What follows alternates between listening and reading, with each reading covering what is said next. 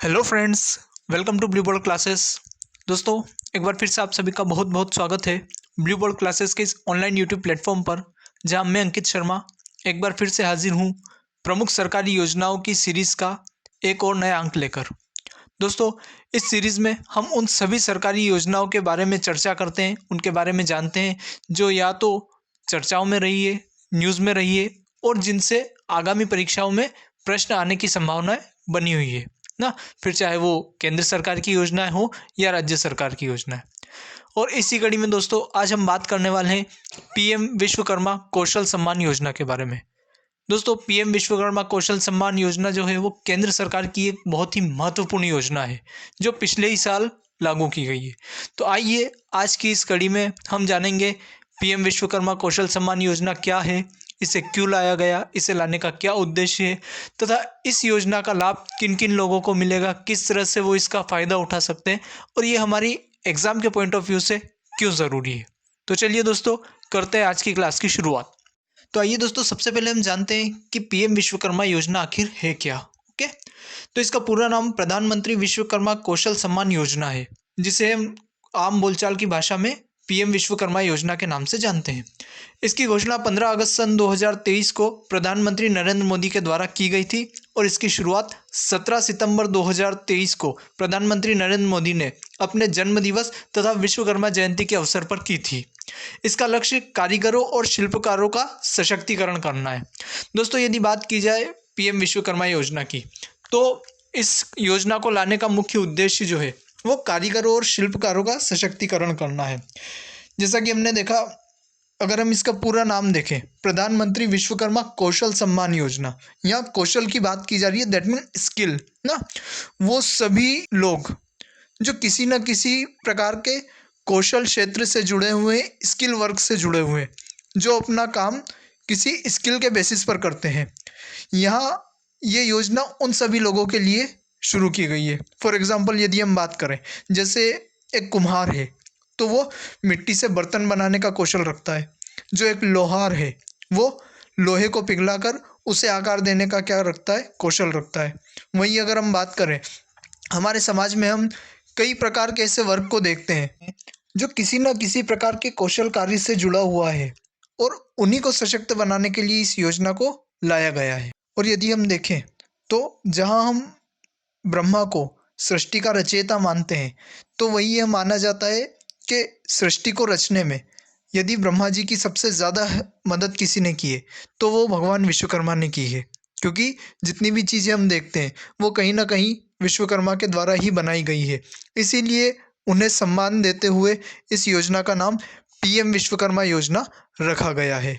और इसे विश्वकर्मा जयंती के दिन ही क्या किया गया, इसकी शुरुआत की गई। तो दोस्तों, यहाँ से आपको जो चीज़ें याद रखनी है, तो दो चीज़ें आपको यहाँ से याद रखनी है। सबसे पहले तो इसकी घोषणा कब की गई थी और दूसरा इसकी शुरुआत कब हुई ना। क्योंकि कई बार एग्जाम में क्या होता है, यही पूछ लिया जाता है कि इस योजना की शुरुआत कब हुई या योजना को कब से शुरू किया गया।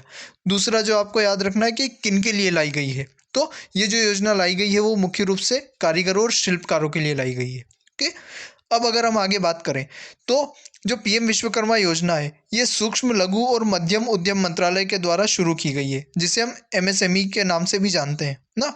और ये भी हमारे एग्जाम पॉइंट ऑफ व्यू से बहुत ज़्यादा इंपॉर्टेंट हो जाता है दोस्तों, क्योंकि कई बार एग्जाम में मंत्रालय पूछ लिया जाता है कि ये जो योजना है वो किस मंत्रालय के द्वारा चलाई जा रही है या इसका नोडल मंत्रालय कौन है। तो हमको याद रखना है कि जो पीएम विश्वकर्मा योजना है ये सूक्ष्म लघु और उद्यम मंत्रालय यानी एमएसएमई जो मिनिस्ट्री है उसके द्वारा ये चलाई गई है। यानी एक केंद्र सरकार की क्या है, ये योजना है जो कारीगरों और शिल्पकारों को सिक्योरिटी रहित लोन, कौशल प्रशिक्षण, आधुनिक उपकरण, डिजिटल लेन देन के लिए प्रोत्साहन और बाजार तक पहुंच के माध्यम से समग्र सहायता प्रदान करती है। अगर हम बात करें पीएम विश्वकर्मा योजना में, तो देखिए यहाँ पर कई सारी चीज़ें हैं जो शिल्पकारों को और कारीगरों को प्रदान की जा रही है इस योजना के द्वारा। सबसे पहले तो अगर हम बात करें, उनको बिना किसी सिक्योरिटी के लोन दिया जा रहा है ना। सबसे पहली जो मेन चीज़ है वो क्या होगा, आपको विदाउट एनी सिक्योरिटी क्या प्रोवाइड किया जाएगा, आपको लोन प्रोवाइड किया जाएगा। फिर आपको जो भी आपका सेक्टर है उसमें आपको स्किल बनाया जाएगा, यानी उसकी आपको ट्रेनिंग दी जाएगी। ताकि आपको जो वर्क आता है उसे आप और बेहतर किस तरह से बना सकते हो। फिर आपको आधुनिक उपकरण उपलब्ध करवाए जाएंगे उस सेक्टर से जुड़े हुए ना, ताकि आप अपने कार्य को और ज़्यादा बेहतर कर सके। और साथ ही आपको डिजिटल लेन देन, क्योंकि अगर हम देखें तो आज के समय में भारत में, ना सिर्फ भारत में बल्कि पूरे विश्व में ज़्यादातर जो कार्य होता है वो डिजिटल ही होता है। और उसमें जो डिजिटल पेमेंट है वो भारत की आज एक विशेषता बन के उभरा है, जिसकी आज पूरे विश्व में सराहना की जा रही है। तो कारीगरों और शिल्पकारों को डिजिटल लेन देन के माध्यम से जोड़ना, उसके लिए प्रोत्साहित करना तथा बाजार तक उनकी पहुंच बनाना, ये इस योजना में शामिल है। अब यदि हम बात करें पीएम विश्वकर्मा योजना के उद्देश्य की, तो पारंपरिक कारीगरों और शिल्पकारों को उनके उत्पादों और सेवाओं को बढ़ाने में सहायता प्रदान करना तथा उनके कौशल को निखार कर उन कारीगरों और शिल्पकारों को विश्वकर्मा के रूप में मान्यता प्रदान कर सशक्त बनाना पीएम विश्वकर्मा योजना का मुख्य उद्देश्य है। जैसा कि अभी हमने चर्चा की, ऐसे पारंपरिक कारीगर और शिल्पकार ना, ऐसे कार्य जो पीढ़ियों से किए जा रहे हैं ना, जैसे हम अभी चर्चा की हमने कुम्हार के द्वारा बर्तन बनाने का कार्य, लोहार के द्वारा जो है लोहे के चीज़ों का निर्माण करना, जो सुनार होता है उसके द्वारा सोने के आभूषणों का निर्माण करना ना, दर्जी के द्वारा जिस प्रकार से कर रहे, तो ये कुछ पारंपरिक कौशल है जो हम देखते हैं प्राय एक पीढ़ी से दूसरी पीढ़ी चले आते हैं। तो ऐसे पारंपरिक जो कारीगर हैं, जो शिल्पकार हैं, उनके उत्पादों और सेवाओं को क्या करना, बढ़ाना, उन्हें सहायता प्रदान करना और उनके कौशल को निखार कर उन्हें एक विश्वकर्मा के रूप में मान्यता प्रदान करना इस योजना का क्या है, प्रमुख उद्देश्य है। अब यदि हम बात करें दोस्तों पीएम विश्वकर्मा योजना से होने वाले लाभ के बारे में, तो एक लाभार्थी को पीएम विश्वकर्मा योजना से निम्नलिखित लाभ होने वाले हैं। पहला, मान्यता। जो लाभार्थी होगा उसे एक प्रमाण पत्र और आईडी कार्ड के द्वारा विश्वकर्मा के रूप में पहचान मिलेगी, जिससे लाभार्थी को नौकरी पाने में लाभ मिलेगा। यदि हम बात करें तो गवर्नमेंट की ओर से आपको एक प्रमाण पत्र और एक आईडी कार्ड इशू किया जाएगा, जिसमें आपको एक रजिस्टर्ड विश्वकर्मा के रूप में क्या मिलेगी, पहचान मिलेगी। तो इससे आगे आपको जब भी कहीं वर्क आप करोगे तो उसमें आपको क्या मिलेगी, सहायता मिलेगी, बिकॉज आप जो हो गवर्नमेंट के साथ एक रजिस्टर्ड एम्प्लॉय के रूप में क्या कर रहे हो, काम कर रहे हो। दूसरा, अगर हम बात करें कौशल या ट्रेनिंग की, तो जब आप इसके लिए ऑनलाइन आवेदन करेंगे और अगर आपका ट्रेनिंग के लिए जब वेरिफिकेशन हो जाता है तो फिर उसके बाद आपको ट्रेनिंग दी जाएगी। और यहाँ ट्रेनिंग भी दो तरह की रखी गई है। एक होगी बेसिक ट्रेनिंग जो 5 से 7 दिन की होती है, और अगर आपको लगता है कि नहीं मुझे और ज़्यादा अच्छे से अपनी स्किल को डेवलप करना है, तो वहाँ आपको 15 से 20 दिन के लिए जो एडवांस ट्रेनिंग है वो प्रोवाइड करवाई जाएगी। और जब आप ट्रेनिंग ले रहे होंगे उस दौरान भी आपको 500 रुपये प्रतिदिन के हिसाब से क्या दिया जाएगा, मेहनताना प्रदान किया जाएगा। तो पहले ही लाभ जो हम देखें तो पहला लाभ तो हो गया, आपको क्या मिल रही है, उससे मान्यता मिल रही है। दूसरा हमको लाभ देखने को मिलता है कौशल, यानी आपकी ट्रेनिंग होगी जिससे आप अपने कौशल को और ज़्यादा बेहतर तरीके से क्या कर पाएंगे, निखार पाएंगे। इसके अलावा आपको टूल किट के लिए भी राशि प्रदान की जाएगी सरकार के द्वारा।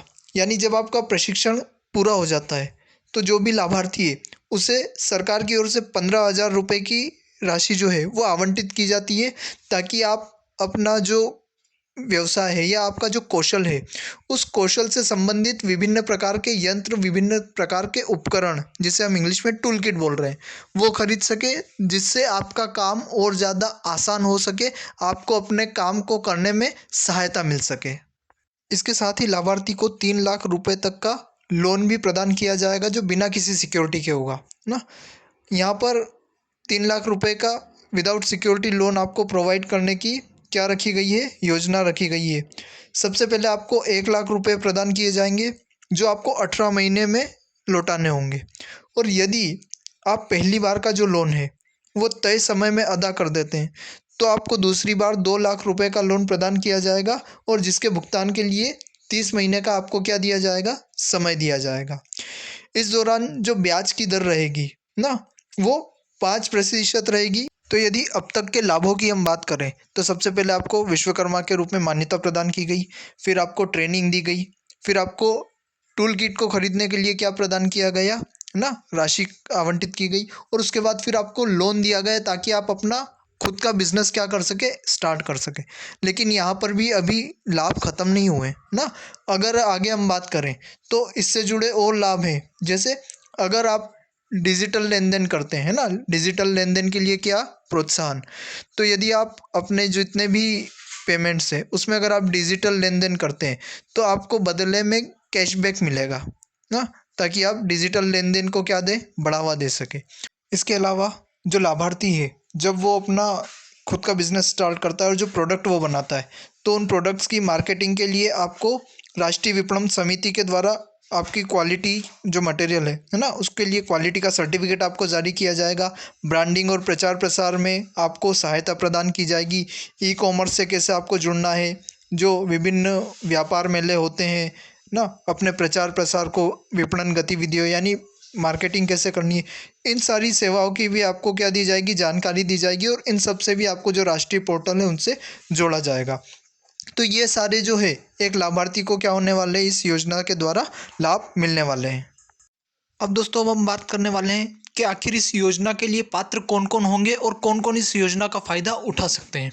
तो सबसे पहले जो लाभार्थी है उसके लिए योग्यताओं की अगर हम बात करें तो सबसे पहली योग्यता है कि वो भारत का एक नागरिक होना चाहिए और उसकी उम्र 18 वर्ष प्लस हो चुकी होनी चाहिए, यानी वो बालिग होना चाहिए। किसी नाबालिग को इस योजना का लाभ नहीं मिलेगा ना। तो भारत का नागरिक हो और बालिग हो चुका हो। दूसरा, उसकी कोई सरकारी नौकरी नहीं होना चाहिए, यानी यदि आपकी कोई सरकारी नौकरी है तो आप इस पीएम विश्वकर्मा योजना का लाभ नहीं उठा सकते हैं।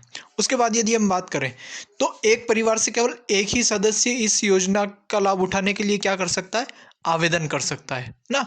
एक परिवार में एक ही सदस्य क्या कर सकता है, केवल इस योजना का लाभ उठा सकता है।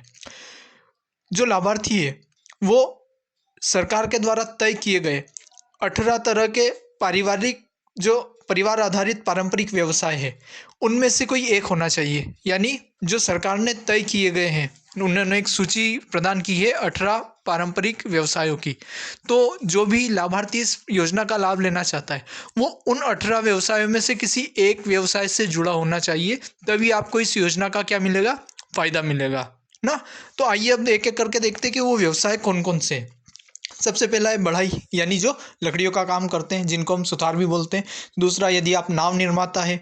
तीसरा, यदि आप कवच बनाने वाले हैं। अगर आप लोहार हैं जो हथौड़े और टूल किट निर्माण का कार्य करते हैं। यदि आप ताला बनाने वाले हैं। यदि आप सुनार है, कुम्हार है, मूर्तिकार हैं या पत्थर तराशने का आप काम करते हैं, पत्थर तोड़ने का आप काम करते हैं। यदि आप मोची यानी चर्मकार हैं जो जूता बनाने का या फुटवियर के काम अगर आप करते हैं। अगर आप राजमिस्त्री हैं, टोकरियों का निर्माण करते हैं या चटाइयाँ बनाते हैं, झाड़ू निर्माण आप करते हैं या गुड़िया खिलौने बनाने का यदि आप काम करते हैं। आप एक नाई हैं या आपके द्वारा माला निर्माण का कार्य किया जाता है। धोबी, दर्जी और जो मछली पकड़ने का जाल बनाते हैं ना, वो सभी इस योजना का लाभ उठा सकते हैं। उन सभी को इस योजना के लिए पात्र माना गया है। तो यदि आप इन सभी में से किसी भी एक व्यवसाय से जुड़े हुए हैं तो आप पीएम विश्वकर्मा योजना का लाभ उठा सकते हैं।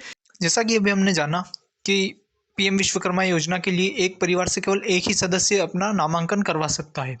तो यहाँ पर सरकार के द्वारा परिवार को भी परिभाषित किया गया है और ये बताया गया है कि योजना के तहत लाभ पाने के लिए एक परिवार में पति, पत्नी और अविवाहित बच्चों को गिना गया है। यानी एक परिवार यानी एक पति, एक पत्नी और अविवाहित बच्चे, उसे एक परिवार यहाँ पर माना गया है। और यदि हम बात करें आगे परिवार संबंधित योग्यताओं में, तो लाभार्थी को पंजीयन की तिथि पर संबंधित व्यापार में संलग्न होना चाहिए और स्वरोजगार व्यवसाय विकास के लिए केंद्र सरकार या राज्य सरकार की समान क्रेडिट आधारित योजनाओं के तहत ऋण नहीं लिया होना चाहिए। यानी ये कहना चाह रहा है कि जो लाभार्थी पीएम विश्वकर्मा योजना का लाभ लेना चाहते हैं वो जब नामांकन कर रहे हैं, जब उस योजना के लिए आवेदन कर रहे हैं, उस वक्त आपको उस व्यवसाय से जुड़े हुए होना चाहिए ना। आपको उस वर्क को करते रहना होगा। आपको ये दिखाना होगा गवर्नमेंट को कि हाँ आप उस वर्क से जुड़े हुए, आप उस वर्क को आगे करना चाह रहे हैं।